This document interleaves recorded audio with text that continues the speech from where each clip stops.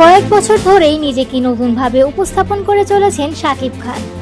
আর বরবাদ দিয়ে তার নতুন পরিচয় এক নতুন উচ্চতায় পৌঁছেছে।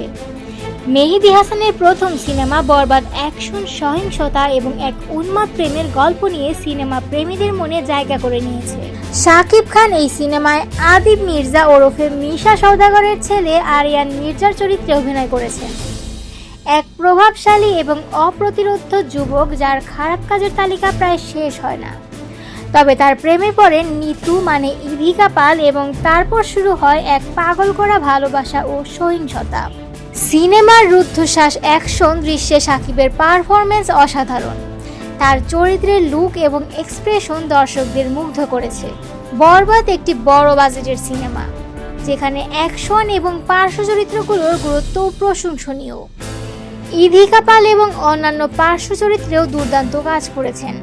বিশেষ করে মিশা সওদাগরের অভিনয়ে দর্শক নতুনভাবে তাকে চিনেছে। তবে সিনেমার কিছু অংশে তাড়াহুড়া অনুভূত হলেও এটি বেশিরভাগ সময় দর্শকদের বিনোদন দিয়েছে। শাকিব খানের অ্যাকশন, ইধিকা পালের অভিনয় এবং সিনেমার গানগুলো, বিশেষ করে মহামায়া এবং দ্বিধা, দর্শকদের হৃদয়ে স্থান করে নিয়েছে। ঈদের বিনোদন প্রেমীরা যদি এক ধুমকুমার অ্যাকশন সিনেমা দেখতে চান, তবে বরবাদ তাদের জন্য সেরা পছন্দ হতে পারে।